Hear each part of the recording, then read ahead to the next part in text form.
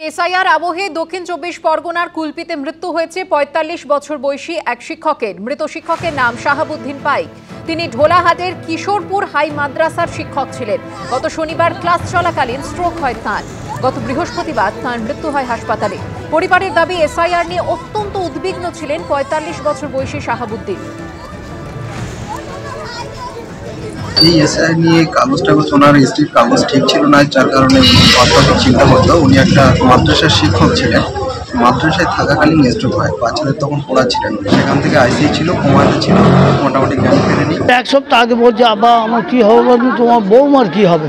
আমি বলি, কেন বাবা, আমার তো 2003-এর নাম আছে। বলছে, আমি তোমার বৌমা নিয়ে খুব চিন্তিত। এই তো এসআইআর এসে গেছে, বাড়ি বাড়ি তো ফর্ম দিচ্ছে, আমি কী করবো।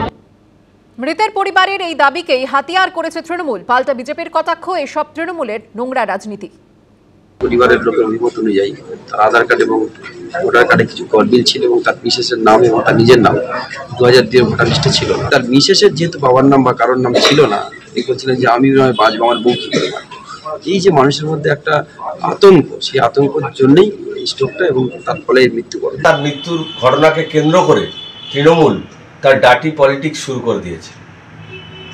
তারা রটাচ্ছে যে এসআইআর এবং সিএ আতঙ্কে নাকি তার মৃত্যু হয়েছে। তার বাড়িতে এখনো বিএলও পৌঁছায়নি। আসলে এটা তৃণমূলের একটা এজেন্ডা। যারা এসআইআর হলে তাদের যে ভোট ব্যাংক, সেই ভোট ব্যাংকে অবৈধ বাংলাদেশিদের যে ভোট, সেই ভোটটা কেটে যাবে, সেই আতঙ্কে তারা এই সমস্ত গুজব ছড়াচ্ছে।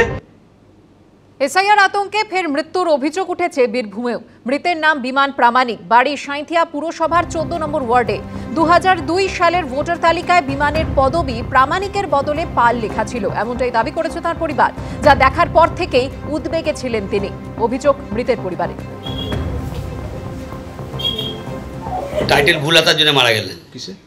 এসআইআর, মানে টাইটেল প্রামাণিকের জায়গায় পাল চলে এসেছিল, ওই জন্য মারা গেলেন। আমি ফর্মে দেখতে পেলাম, এই দাদা নিয়ে এসে 3টে ফর্ম 3 দিন আগে, তখন থেকে খাওয়া দাওয়া বন্ধ করে দিয়েছিল। আপনার এই টাইটেলটা ভুল এলো, আমি কোথায় যাব, কি হবে, কি করবে না করবে বিজেপি। এসআইআর আবহে একের পর এক মৃত্যু নিয়ে তৈরি হয়েছে বিতর্ক। উত্তর 24 পরগনার পানিহাটি, টিটাগড়, বীরভূমের ইলামবাজার, সাঁইথিয়া, হাওড়ার উলুবেড়িয়া, পূর্ব বর্ধমানের জামালপুর, মুর্শিদাবাদের কান্দি, বহরমপুর, হুগলির শেওড়াফুলি, জলপাইগুড়ি, দক্ষিণ 24 পরগনার ভাঙড় এবং কুলপি। একের পর এক মৃত্যুর ঘটনায় এসআইআর আতঙ্কের অভিযোগে সরব হয়েছে তৃণমূল, যা উড়িয়ে দিয়েছে বিজেপি।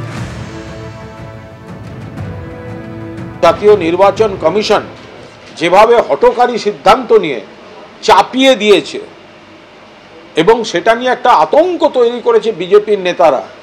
1 কোটি নাম বাদ দেবো, বাংলাদেশে পাঠিয়ে দেবো, অমুক তমুক, হ্যান ত্যান। জাতীয় ইলেকশন কমিশন ওটা এখন যমরাজের দপ্তরে পরিণত হয়েছে। তো নতুন কিছু নেই, যেই মারা যাবে যাই হবে বলবে এসআইআর মারা গেছে। তৃণমূলকে বলুন পোস্টমর্টম করতে, পোস্টমর্টম করে ডাক্তারদেরকে বলুন ওকে লিখে দিতে এসআইআর আতঙ্কে মারা গেছে।